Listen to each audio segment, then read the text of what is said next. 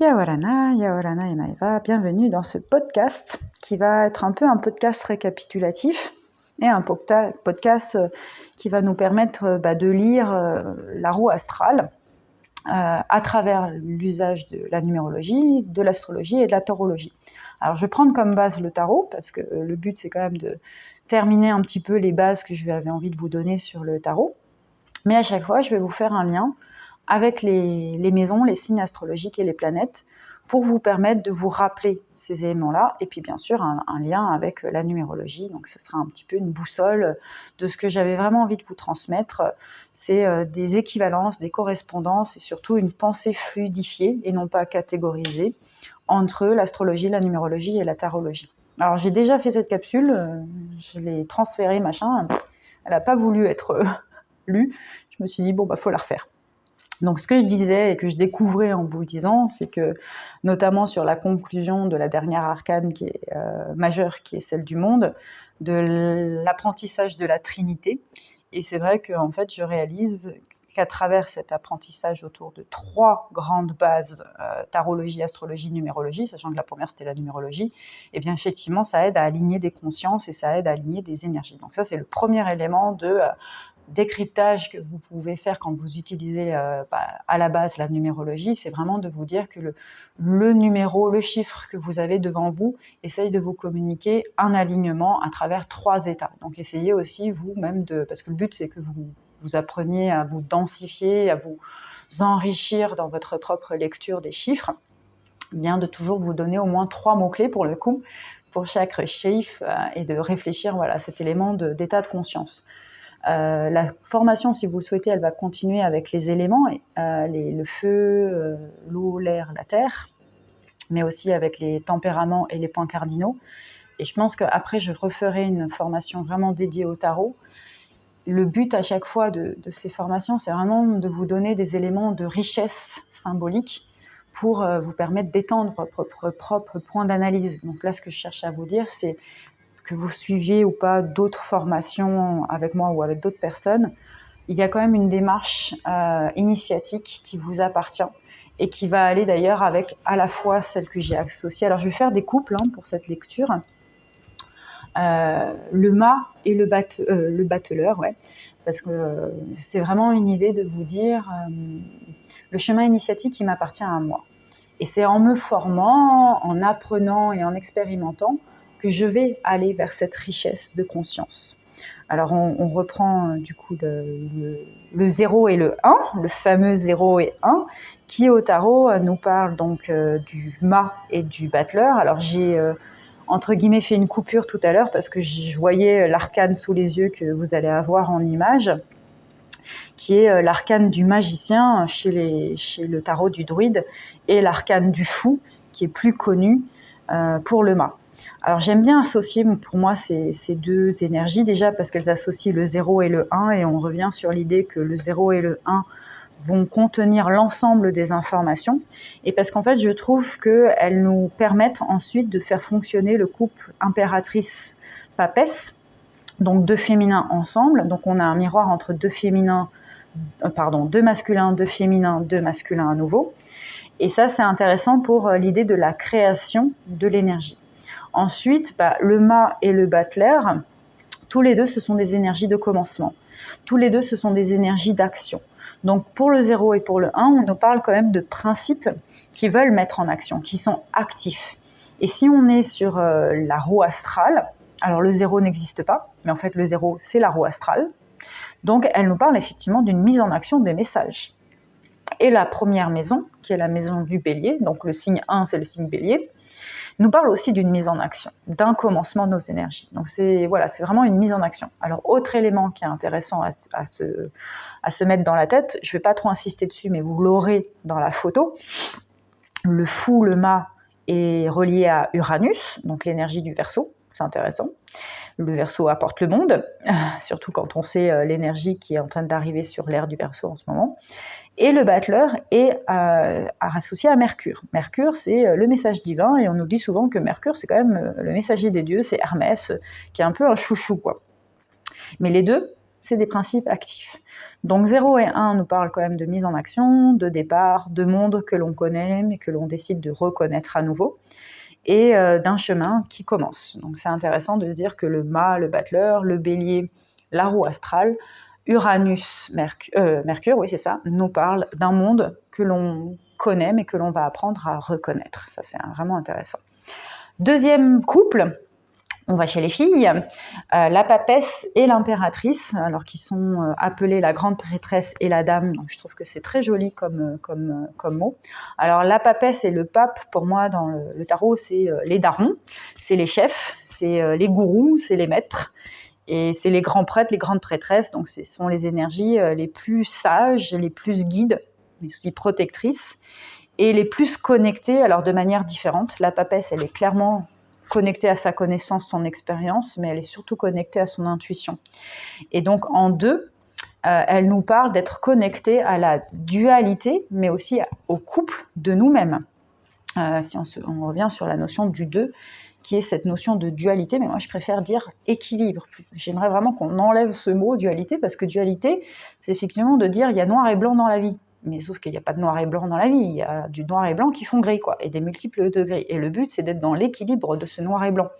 Et que de fonctionner en polarité, c'est polariser les conceptions, polariser les énergies, et donc les mettre en opposition et en séparation. Alors que le but, c'est de les mettre en unité. 1 et 1 font 2, ou 1 et 1 font 3. Donc c'est cette notion d'union dans l'alchimie, de l'ancrage, de la sagesse que la grande prêtresse et l'impératrice, qui, elle, va nous parler d'un ancrage plus actif, plus jeune, plus fécond aussi, d'une certaine manière. Et ce qui est intéressant dans l'iconographie de ce jeu, c'est qu'effectivement, notre impératrice, elle est enceinte, elle porte des blés qu'elle vient de récolter, elle porte plein de choses, genre corne d'abondance dans son bras gauche, elle porte une couronne, elle a l'eau à ses pieds, bref, elle est cool, quoi. Et c'est intéressant de se dire que pourquoi elle a foutu son trône, alors en bois, à côté de l'eau. Et qu'est-ce qu'elle fout là, quoi? En fait, elle observe sa mise en action, alors que avec son gros bidon, on se demande si elle peut vraiment se mettre en action. Et c'est intéressant de se dire que l'impératrice, elle nous parle de cette mise en action, mais qui a un côté plus « j'ai déjà conscience de l'abondance ». Et donc ces deux femmes, il y en a une qui nous dit « j'ai l'abondance parce que je suis connectée », et il y en a une autre qui nous dit « j'ai déjà conscience de l'abondance parce que je suis être humain ». Et sans grand hasard, la papesse, c'est le taureau, donc le signe le plus connecté au corps, à la matière et aux mémoires du monde, de la Terre. Et le 3, c'est le gémeau, qui est le signe le plus connecté à l'autre, l'invisible, l'ombre, le soi-même, quoi. Donc les deux, elles nous parlent d'une forme de connexion. Une, là, en l'occurrence, avec le 2 taureau, est très ancrée mémoire, et l'autre, très ancrée mémoire invisible. Donc elles se complètent dans leur représentation. Alors, ce qui est assez fort, c'est que de se dire que la grande papesse, en fait, elle est attachée à Lilith. Je trouve que c'est trop bien. Pour le coup, je suis en complet accord avec ça, parce qu'effectivement, Lilith, c'est un personnage qui est quand même très décrié, très controversé, très mal compris, j'aurais envie de dire, parce qu'on ne voit que cette ogresse, diablesse, qui bouffe, en gros, entre guillemets, la masculinité de Adam, et qu'elle ne veut pas se marier avec lui et qu'elle veut le castrer, quoi. Ou au contraire, elle est la femme sacrée qui décide d'être indépendante et de ne pas se mettre en soumission à l'homme pour lui proposer une autre forme d'union sacrée. L'homme, il va chez la reproductrice qui est Ève. On sent mon amour du truc. En fait, Lilith, c'est aussi la femme qui est connectée à son ombre, qui est connectée à son démon intérieur et qui est en harmonie avec ça, qui sait le faire communiquer. Et c'est vraiment toute la leçon de dire, quand j'ai des émotions qui sont de l'ordre de mon ombre, de l'ordre de mon ego, de l'ordre de mon mental, je les laisse passer, quoi. Et je suis une Lilith sacrée, je me reconnecte à mon intuition, où je laisse tout ça passer pour que mon intuition revienne et que la vérité de mon cœur arrive. Et en parallèle, à qui est connectée l'impératrice? À Vénus. Et Vénus, il y a un mythe qui nous dit que Vénus, elle vient sur Terre pour foutre le bordel. Donc aussi dans la manière d'aimer, on va foutre du bordel. Et ça, c'est vrai que dans la relation amoureuse, mais même toute forme de relation d'amour, la question, c'est comment on gère le bordel de nos émotions, la confusion de nos émotions. Et à travers la Vénus, c'est apprendre à toujours n'y voir que l'amour, n'y voir que le cœur, n'y voir que l'énergie, pour le coup, maternelle, et Ève au sens noble du terme. Et donc, je trouve que ce couple 2-3 nous permet d'approcher ce changement interne, 2 et 3 ça fait 5, de notre féminin, et qu'on soit homme ou qu'on soit femme, pour mieux nous connecter à notre vérité, qu'elle soit celle du cœur ou qu'elle soit celle d'une force divine qui opère et qui veut notre bien. Ce qui nous permet d'aller vers l'autre couple, qui est le couple, alors je suis en train de me dire, ouais, je fais des couples homosexuels, deux femmes ensemble, deux hommes ensemble, non, qu'on soit clair, le but c'est de parler, parce que pour moi, la papesse et le pape ils sont ensemble, et l'impératrice et l'empereur ils sont ensemble, rien à voir avec l'orientation sexuelle, mais c'est marrant que j'ai eu cette pensée-là, c'est pour nous montrer en fait les différents visages de notre part masculine et féminine en nous. Et ce qui est intéressant de se dire, c'est que l'empereur et le pape, quand ils sont ensemble, ils nous parlent de la puissance du masculin, et qui est une puissance bien différente à celle du féminin, parce que le féminin, il nous dit comment gères-tu finalement tes émotions, ton intuition, ton cœur. Le masculin, il nous dit comment gères-tu ton pouvoir, ta capacité de séparation, ta capacité de justice, ta capacité à incarner un leadership en fait. Et l'empereur comme le pape, ce sont deux personnages qui sont assis sur leur trône. Alors dans le tarot des druides, j'aime bien parce qu'en fait, le pape, il se met sur un trône de bois avec des cornes de bélier, de taureau. Et l'empereur, qui est le seigneur, lui, il est sur un trône de pierre qui fait un peu plus cœur de pierre, mais parce qu'il est un peu plus jeune justement dans ses émotions. Mais il a à sa tête un casque de cerf. Et je trouve que ça donne cette notion de la connexion à quelque chose aussi de plus profond et de moins dans l'expérience acquise par la sagesse et la connaissance et de plus de l'expérience acquise par le feu. D'ailleurs, il a un bélier à côté de lui. Et ça va le relier d'ailleurs au bélier. Alors, oubliez qu'en tant qu'arcane 4, il est aussi relié au cancer. Et je trouve qu'il nous parle de ces racines du sacré. Quand je vous parlais du cancer et du 4, je vous parlais vraiment de cette notion de comment j'incarne mon sacré sur Terre. Avec le lion 5 et l'énergie du 5 qui est l'énergie du changement, on nous dit comment es-tu capable de porter le temple, le sacré à l'extérieur de toi. Et c'est là que je trouve que c'est intéressant que ce couple masculin, et on dit souvent ça du masculin, nous permet d'aller à l'extérieur de soi. Et là où les deux filles, les nénettes, elles nous disaient 5, les deux gars, les deux mecs, ils nous disent 9. Et on en revient sur la différence entre le 5 et le 9. Le 9, c'est une fin de cycle qui nous permet de changer d'énergie profondément, de faire le saut quantique. Et donc le masculin nous rappelle ici la vertu du saut quantique et la vertu du changement de cycle au lieu du changement d'être et du changement de regard. Donc à travers le double principe masculin de l'empereur et du pape, on va aussi mettre en action un changement profond sur qui on est. Et tout ça va nous mener au prochain couple, mon kiff, qui est le 6 et le 7. Alors 6 et 7, ça va être le moment où je vais vous rappeler qu'en numérologie, c'est important de faire des sommes et d'apprendre à faire des additions et d'apprendre à utiliser son calcul mental, ce qui est très bon pour vos neurones. Parce que 6 et 7, ça fait quoi ? Ça fait 13. Et on n'a pas de maison 13 en astrologie. Alors pour le coup, pour moi, elle n'existe pas, la maison 13 en astrologie. Si elle existe jusqu'à 22. Parce que ce serait la deuxième roue astrale qui nous parlerait d'une autre manière de lire nos énergies. Et s'il existe 2 roues astrales, ce dont je suis convaincue, parce que pour moi, je pense qu'il existe même 3 roues astrales dans notre roue astrale, c'est pour ça qu'on a 3 signes, le soleil, l'ascendant et la lune, eh bien la deuxième roue astrale, elle nous parle du principe féminin de notre roue, et la troisième roue, elle nous parle du principe collectif de notre thème de naissance. Et donc 13, ce serait l'entrée dans le cycle féminin, qu'on va voir avec l'arcane 13, et ce serait aussi la somme de 1 plus 3 qui font 4, qui nous ramène à l'empereur, donc qui nous ramène à notre mise en action et de séparation. Et qu'est-ce qu'on nous dit en 6 ? On nous dit déjà le divin, et qu'est-ce que c'est ce divin ? C'est l'amoureux. Donc dans la représentation traditionnelle, c'est un petit gars qui hésite entre 2 meufs. Pour moi, l'impératrice et la papesse. Et en fait, l'enjeu, c'est qu'il est déjà téléguidé par Dieu, ou le divin, parce qu'il a un petit Cupidon qui est prêt à orienter la flèche. Là, dans le tarot des druides, c'est trop chouchou, parce qu'on voit un couple qui s'aime, qui roucoule gentiment dans la prairie, avec une biche qui regarde au fond. Donc le principe de la protection, de la pureté, de la fécondité. Et je trouve que là, les amoureux, en tant que vierge, va nous parler de l'enjeu de l'idéal. Et c'est vrai que l'arcane de l'amoureux va nous parler de l'enjeu de l'idéal. Et on on associe souvent cet arcane aux Gémeaux et à la Vierge. Je trouve que, alors 6 Gémeaux, parce qu'en fait, l'amoureux, ça peut être vraiment l'arcane du Gémeaux, et 6 la Vierge, parce que c'est la maison 6, c'est la maison de la Vierge. Et c'est vrai que les deux, le Gémeaux, il nous pose la question du jumeau, et de l'âme sœur, et de l'âme jumelle, et de tout ce patois, hein, qui nous dit cherche la partie manquante qui est dans un autre.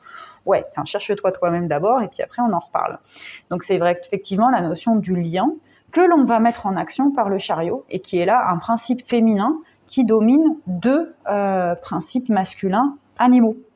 Donc là, ils sont représentés par 2 chevaux, un cheval noir, un cheval blanc. Dans la représentation traditionnelle, pour moi, ce sont des sphinx, mais c'est mon avis, hein. Parce que j'aime bien l'idée du sphinx, qui est la bête mystérieuse, et c'est celle qui nous pose l'énigme et qui nous pose la question fondamentalement de « es-tu prêt à accéder à la connaissance de toi ?» Et c'est vrai que le chariot, elle nous parle de cette mise en équilibre de notre choix, mais aussi de cette mise en action de ce choix. Donc d'un côté passif, parce que finalement on se dit est-ce que je suis capable du choix, on va se mettre en action pour aller vers ce choix. Sauf que est-ce qu'on en a vraiment conscience ou pas?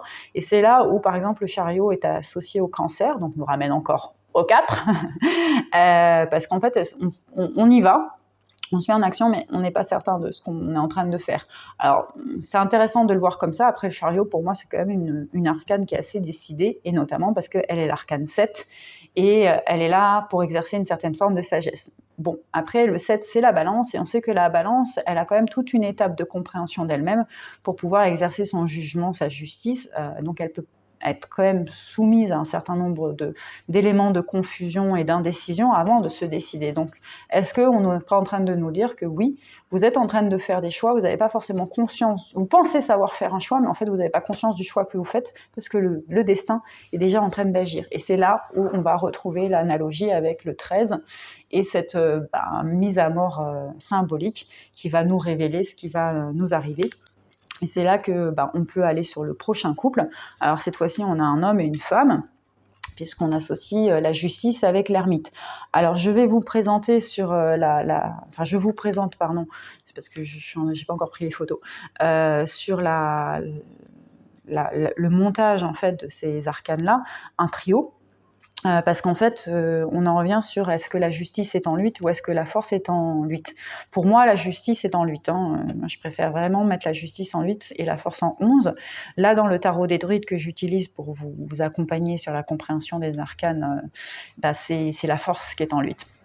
Et pour moi, pourquoi c'est intéressant de mettre la force en 8 ? Parce qu'en fait, je trouve que la justice et l'ermite nous parlent d'un approfondissement de notre sagesse, ce qui va aller avec la numérologie de l'8 qui nous parle de l'approfondissement de la sagesse et notamment de la conscience que tout cycle connaît des décroissances, connaît des fins et des renouvellements et connaît l'infini.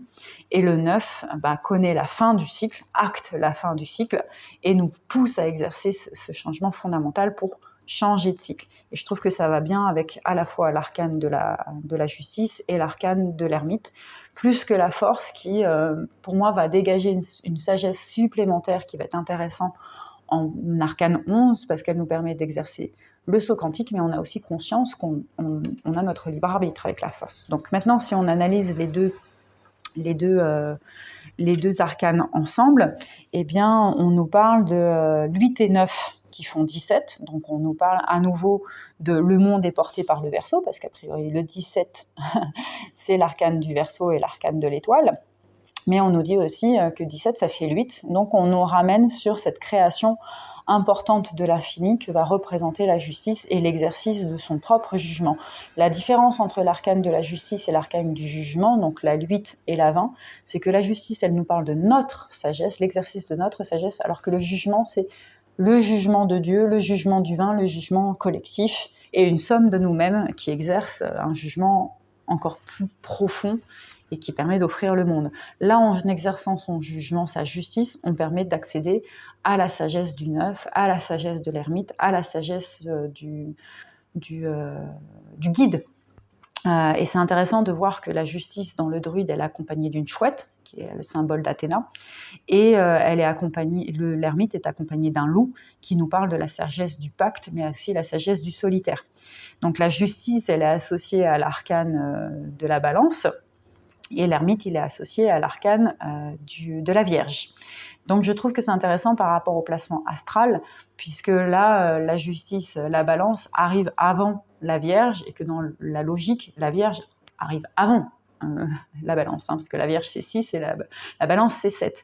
Et sachant qu'on a 8 balances alors qu'on était en 7 balances. Donc on revient sur une communauté d'énergie et de messages qui nous permet surtout, moi là, vraiment, d'exercer ces grandes capacités de guidance, d'analyse, d'avancement. Donc on continue avec le prochain couple qui est un couple de 2 nénettes, de principe féminin. Et donc là, je vous mets, parce que je le vois, la force en position 11, et on arrêtera avec le 8. Donc ce qui est intéressant, c'est que ces 2 arcanes, elles nous enseignent quoi? Elles nous enseignent la force du destin, parce que la roue qui s'appelle la roue de fortune dans le tarot traditionnel nous parle du destin qui se met en marche et quelque chose qui arrive vite et qui va nous exprimer finalement un apprentissage, une étape, une épreuve envoyée par le destin. Mais le destin, est-ce que c'est nous-mêmes ou est-ce que c'est quelque chose qu'on a écrit avant de venir mais dont on ne se souvient plus? Donc c'est nous-mêmes. Et il va y avoir la force du 10. La force donc de la maison du Capricorne, de la rigueur, de la loi, de la tradition, mais aussi la force d'un cycle qui nous demande un choix entre le 1 et le 0 et qui nous fait faire en fait un virevoltage après avoir vécu le mât et le battleur. Là maintenant, je vis la roue en entier, qui est à la fois mât et battleur, qui devient une femme et qui devient l'unité de ce monde qu'elle est en train de dessiner. Donc c'est vraiment intéressant de se dire que j'ai réuni mes principes masculins pour en faire un principe féminin, qui est le principe de l'exercice de son destin. Et comme je suis conscient de tout ça, j'ai la force pour apprivoiser la bête. Et là, en l'occurrence, c'est un sanglier d'Obélix, parce que dans la représentation traditionnelle de la force, c'est une femme qui tient son lion, donc qui tient le roi de la savane, qui tient le soleil, parce que en astrologie, le lion c'est le soleil, c'est la maison du soleil, donc qui détient, dans un langage de tahitien, son mana. Donc on est vraiment sur une très belle capacité à dire j'ai conscience d'un destin qui existe et qui s'exerce sur moi, mais j'ai la force pour le comprendre, l'assimiler. Et d'ailleurs, je vais tellement le montrer que qu'est-ce que je fais après? Je me mets en couple avec le pendu et la mort, ou l'arcane sans nom. Alors, c'est les 2 arcanes qu'en général on n'aime pas, avec le diable aussi ou la tour. Ça, il faut avoir, en général, je pense qu'il faut avoir un niveau d'analyse un peu plus fin sur le tarot pour pas aimer la tour et pour pas aimer le diable. Après, si on est sur la représentation juste visuelle, c'est vrai qu'en général, le diable, il n'est pas très aimé, parce que c'est le diable. Mais clairement, on n'aime pas un mec qui est pendu et on n'aime pas la représentation de la mort. Alors que franchement, ce sont 2 arcanes qui sont, je trouve, hyper puissantes. Déjà parce que c'est l'arcane 12, donc elle nous offre le poisson, le libre arbitre, la compréhension de notre roue astrale.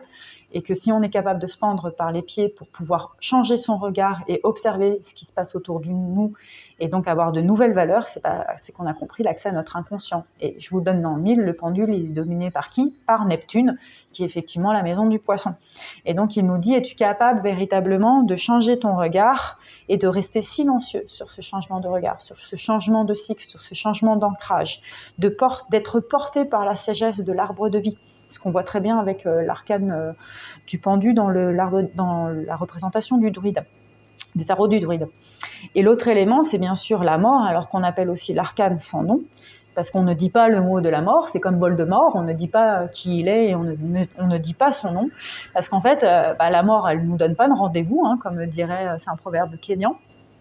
Elle intervient à n'importe quel moment dans notre vie. Et bien sûr, je ne parle pas de la mort physique, qui, elle, est la mort de notre corps physique. Alors, est-elle la mort de notre âme? Ça, le mystère reste entier. Évidemment, vous allez me dire, ah, mais tu peux pas dire ça en tant que médium. Je dis, si, moi, je reste un être de chair et d'os, et je sais pas si on a une vie après la mort, en fait. Je l'ai pas encore vécu. Bien sûr qu'on peut avoir des indices, et qu'il y a un principe d'âme qui semble traverser les âges et nous dire que la mort n'est qu'une forme d'expérience physique et qu'on la vit au quotidien, on la vit à plusieurs reprises dans notre vie, parce que vivre la mort, c'est vivre ce qui n'a plus de nom, c'est vivre cet espace où on va être remis en question, on va peut-être même se reposer, ça peut être la jachère, et on va apprendre en fait à renaître de nos cendres. Donc c'est aussi la nuit, c'est-à-dire le moment où je m'endors et je ne sais pas ce qui se passe pendant 8 heures de sommeil. c'est quand même dingue de se dire qu'on meurt tous les jours parce qu'on laisse un pilote automatique qui s'appelle le sommeil nous endormir et faire ce qu'il veut de notre corps. Voilà, donc c'est quand même juste génial. Donc après, parfois, on réalise qu'on se ronfle, parfois, on réalise qu'on a bougé, parfois, on réalise qu'on a rêvé. Donc, il se sont passés des choses pendant cette expérience de mort. Et c'est vrai que les deux ensemble, déjà, ils font donc 3 plus 4, ils font 7. Donc, ils nous apportent genre une sagesse de l'invisible, du subtil, et ils nous font passer à une étape supplémentaire qui est je recommence mon cycle numérologique après la mort, et la mort c'est finalement le mât, donc on apprend à recommencer un nouveau cycle qui pour moi est le cycle du féminin et de l'initiation par le féminin. Je trouve qu'on était plus sur les 12 premières arcanes, enfin là en l'occurrence les 13 premières arcanes, parce que si on compte le mât qui va être le 13, eh bien, on va vraiment nous parler de plutôt l'initiation par le masculin, donc par le mental, par la séparation. Après, devient la partie peut-être la plus facile ou la plus difficile, parce que ça dépend de comment vous êtes, c'est la partie de l'acceptation, du laisser-faire et de quelque chose de supérieur qui se met en place en vous et en nous. Donc du coup, maintenant, on continue avec, donc je vais vous mettre au-dessus. Donc là, vous allez avoir 4 cartes qui apparaissent pour reprendre conscience en fait de cette notion du double cycle. Attendez, voilà, comme ça.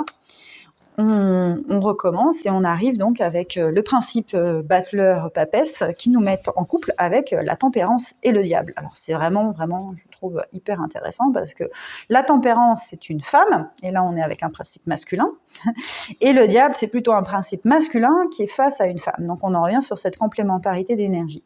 Alors la tempérance, c'est vraiment, moi, dans mon initiation au tarot, je pense que c'est l'arcane qui m'a fait le plus bosser, avec l'arcane du jugement. Donc c'est la notion de la foi, la notion de la patience, bien sûr, la notion aussi de son propre pouvoir alchimique. Et je trouve que la représentation du druide, elle est très intéressante. Et donc, on va plus loin que le battleur et le magicien, parce que le battleur, il me dit, je suis capable d'avoir la loi d'attraction parce que j'écoute Dieu. La tempérance, elle me dit, je suis capable d'avoir la loi d'attraction parce que je suis Dieu. Et parce que j'ai conscience et j'ai cette maîtrise et j'utilise les outils des potions pour exercer ce pouvoir, mais de manière humaine. Donc, je suis un dieu dans l'humain. Donc, je suis une femme, forcément, merci. Je suis un panoramix et j'exerce cette grande puissance alchimique qui me permet de faire un 15. J'adore. Non. On va commencer par un 14, donc un 5, un changement, et un 15, un 6, un divin. Et me relier avec une très grande sérénité au diable. Donc cette figure du diable qui dans le tarot du druide s'appelle Cernurnos, et qui pour moi, on revoit inconsciemment l'empereur, parce qu'on revoit ces cornes du cerf, et on revoit aussi les amoureux qui dorment. Donc on revient aussi sur la notion du sommeil, et ont-ils raison de dormir quand cette grande figure est derrière eux? Moi je trouve que le diable protège notre inconscient et protège notre sommeil, et ce serait d'ailleurs une manière de voir la puissance de cet arcane du diable qu'on relie traditionnellement au Capricorne. Alors franchement, moi je suis tombée de ma chaise quand je l'ai appris, parce que je voyais pas du tout l'énergie du diable dans le Capricorne, et en fait c'est intéressant de se dire que le Capricorne, c'est un patriarche, c'est quand même le clair-audient du zodiaque, donc il est capable d'entendre les messages de Dieu. Le diable lui aussi, il est capable d'entendre les messages de Dieu, d'ailleurs il va les mettre en lumière, il va même aller nettoyer les écuries de Géas, il va aller nettoyer les enfers pour remettre de la lumière. Donc en gros, le diable, il nous apporte la lumière dans notre sommeil, dans notre état inconscient, dans notre mort. Il nous apprend à être en maîtrise, entre guillemets, si c'est possible, de nos ombres. Et je trouve que du coup, il est une formidable arcane, le diable, quoi. Arrêtez de me dire que le diable, c'est que l'addiction, que c'est que négatif. Ça m'énerve, les tarologues qui disent ça, quoi.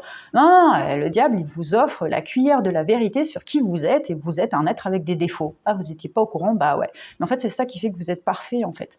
Et je trouve que c'est génial d'avoir le diable qui vous dit, en quoi as-tu confiance déjà, est-ce que tu as bien acquis la foi, la tempérance? Et en toi, quoi as-tu confiance en ton propre pouvoir négatif, mais au sens, c'est-à-dire négatif, c'est pareil, c'est un mot que je voudrais qu'on enlève du langage, c'est comme dualité, et positif, ça n'existe pas.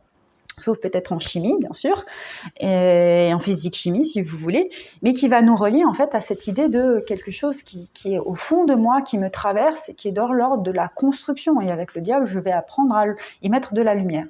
Parce qu'après, je vais apprendre à le déconstruire grâce à la tour. Mais je vais terminer sur le fait que quand même le diable, il est en miroir du coup ici avec la papesse et avec la Lilith. Et on revient sur tout ce que j'ai dit avec la Lilith.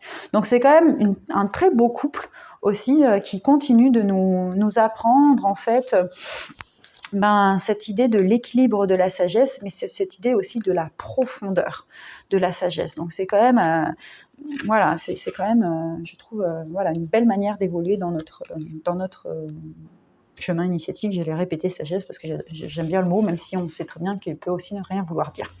Allez, on continue donc justement avec ce diable qui nous permet de faire la tour. Et la tour, en fait, c'est bien sûr l'événement qui nous surprend, qui nous prend par hasard, par surprise. Eh bien, pour moi, c'est aussi de se déconstruire dans ces croyances limitantes. Et si la tour a un bel enseignement, c'est de dire tu te crois sans valeur, en fait non, tu es avec de la valeur. On va te réancrer en fait dans qui tu es. Et c'est là où le miroir avec l'impératrice est hyper intéressant, parce qu'en fait là, on se rappelle que l'impératrice, elle connaît l'abondance, elle sait l'abondance. Et là, avec sa sagesse donc du 16 qui fait 7 et qui nous ramène à Mars, donc le principe masculin, donc on voit un miroir entre la Vénus de l'impératrice et la tour en Mars, on nous dit, es-tu capable d'accepter la pleine et entière de ta complémentarité, de tes propres surprises, de ton propre apprentissage. En fait, moi, la tour, elle nous apprend que, waouh, on a été capable de passer une étape, et on réalise et on tombe de notre chaise parce qu'on a été capable de passer l'étape. C'est dingue, quoi. Et c'est finalement la surprise, c'est de se dire « Waouh, j'ai été capable de faire ça ». Et là, d'un coup, on rentre effectivement dans l'étoile où on est pépère, on laisse l'eau couler et on laisse le monde se porter avec nous. On laisse vraiment notre monde être, et on a confiance, et on est ce verseau rempli de connexion au monde, rempli de vie, rempli du flux de l'eau et de l'air, des émotions et de l'esprit.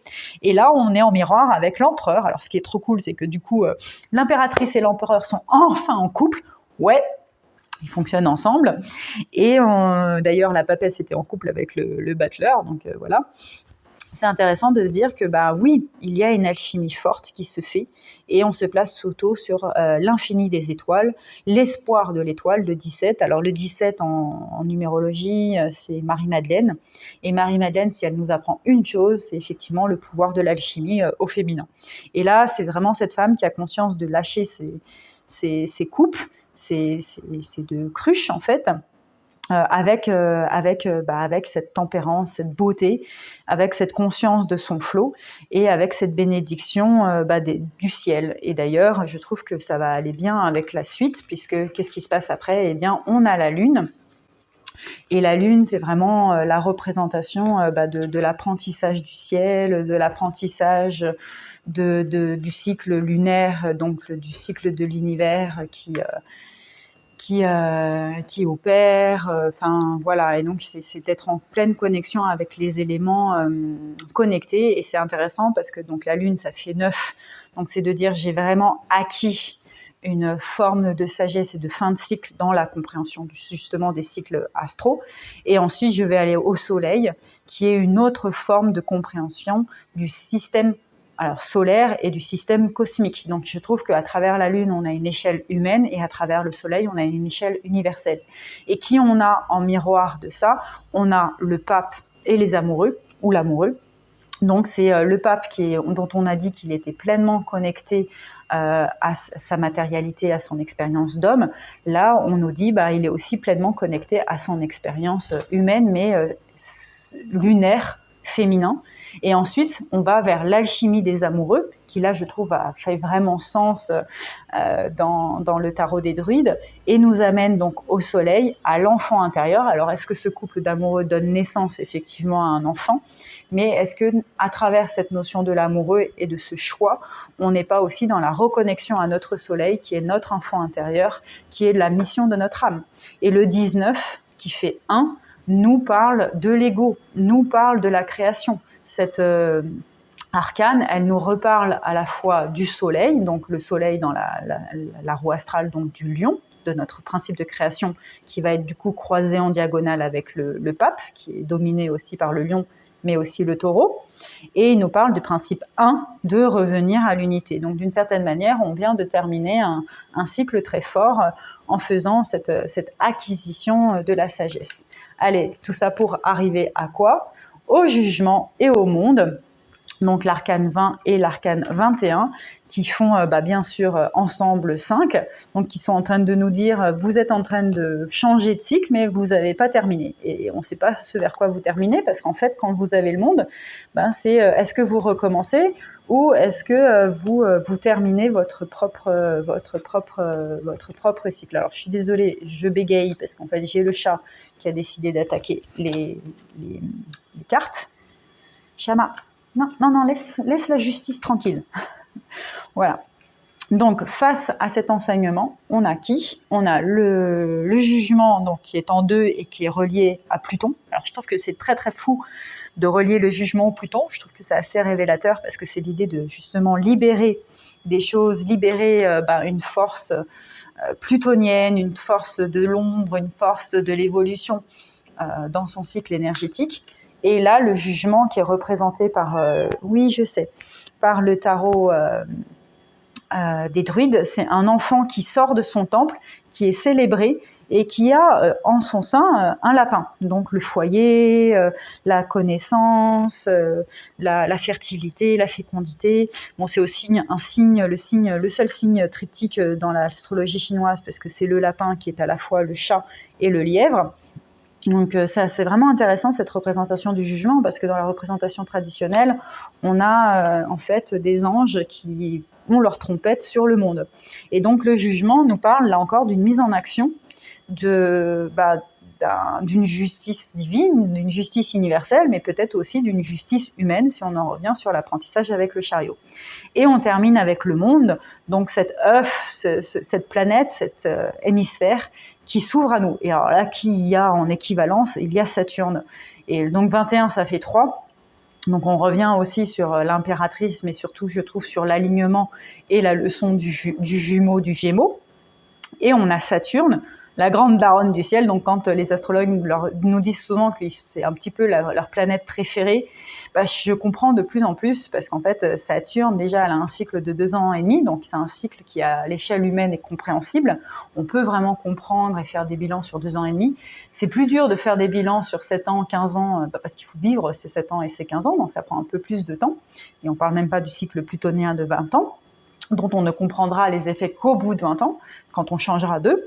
Donc c'est intéressant, parce que Saturne, elle a un côté effectivement d'apprentissage, et puis elle nous offre le monde avec son côté réglé, traditionnel, saturnien, conscient de l'ordre du monde, quoi. Et donc le monde nous fait aboutir à ça, avec en face de lui la justice. Et donc là, c'est aussi intéressant de se dire que la justice, elle nous rappelle qui? Elle nous rappelle la force, et c'est là où je trouve que les 2 arcanes sont vraiment intéressantes à mettre en rapport, parce qu'elles nous ramènent à notre énergie, à notre mana, à notre prise de décision. Et donc c'est le moment où je vous dis que il existe 3 autres arcanes, alors 2 autres arcanes, et je vais vous le montrer, donc je suis en train de le faire. Voilà la suite en fait de l'apprentissage, qui permet de doubler en fait ce qu'on apprend. Si je peux retrouver la roue, voilà. Donc la photo que vous aurez, c'est effectivement un libre arbitre qui nous dit quelle est ta force et quelle est ta force de destin. Donc tout cet apprentissage des arcanes, des chiffres et des astres, il nous renvoie toujours, alors en plus on termine à 11, on termine toujours au libre arbitre, il nous renvoie toujours à cette conscience, des étages de conscience, des états de conscience et des états de l'initiation qui sont toujours multiples. Voilà, bon, je crois que finalement, je me suis un peu plus laissée porter par le tarot que par les chiffres pendant cette formation. Je pense que le message, c'est de vous dire que vous pouvez vous approprier les chiffres, je crois que je l'ai dit dès le début, et que le tarot et les astres sont une manière de vous les approprier d'une autre. Je vous souhaite vraiment de faire des correspondances entre entre ces trois mondes, ces trois enseignements, pour vous permettre de... Moi, ce que je trouve que le mot que j'ai, c'est de vous permettre de faire du syncrétique. Et c'est intéressant que j'ai ce mot qui me vienne à ce moment-là, parce qu'en fait, syncrétique, c'est une divinité syncrétique, et pour moi, la divinité syncrétique qui existe dans notre planète, c'est Sérapis. Et Sérapis, alors déjà, c'est le nom de mon chat, le grand frère de Shama, comme je dis souvent. Et c'est une divinité qui a été créée sous Ptolémée, pour faire en fait une concordance de croyances entre l'égyptien et les mythes gréco-romains. Et c'était une manière de recréer une divinité pour remettre un peuple ensemble. Et Sérapis, si on lit son histoire, il fait un peu penser aussi à Jésus-Christ, mais il faut aussi penser à Isis, dont on entend d'ailleurs le Apis, le Isis, quoi. Et donc, c'est plus clair qu'il y a la consonance égyptienne, parce qu'effectivement, on était sur l'empire gréco-romain qui s'était installé en Égypte et qui essayait de faire des ponts. Et je trouve que oui, si on va vers quelque chose demain, donc aujourd'hui, c'est effectivement cette idée de faire des ponts entre les cosmogonies autour d'une seule foi, parce que ça, pour le coup, pour moi, il n'y en a qu'une, et s'il y a une foi, c'est l'idée de avoir des valeurs communes qui nous permettent de vivre dans l'acceptation, le respect, le bien-être au sens que tout le monde ait accès à une forme de plénitude qui soit la sienne. Et je trouve que de faire des correspondances, ça permet déjà d'éviter les catégorisations, donc la séparation, mais ça permet aussi de faire travailler l'esprit, de faire des liens. Et plus on fait des liens, plus c'est là où vous allez voir mon côté guérisseur, scorpion, un peu manipulateur. Plus on fait des liens, plus on fait de la guérison, plus on fait de la solidarité, plus on permet de libérer d'autres personnes, de faire des ponts. Et c'est en ça que la connaissance est au service de l'énergie, parce que mentaliser, conceptualiser, créer des liens par le savoir, et voilà, donc mon souhait est réalisé. Et j'en ai même deux, et excusez-moi pour l'enregistrement, boum. Ça permet effectivement de créer cette... moi, ce que j'aime dire, c'est cette communauté, cette solidarité énergétique où on a tous conscience que par l'éveil des consciences, l'éveil de notre connaissance du nous, on est au service de quelque chose qui nous dépasse, mais surtout qui est en faveur du bien commun. Voilà, je vais m'arrêter là, sinon je vais encore éternuer. Et je vous souhaite un bel apprentissage de toutes ces énergies.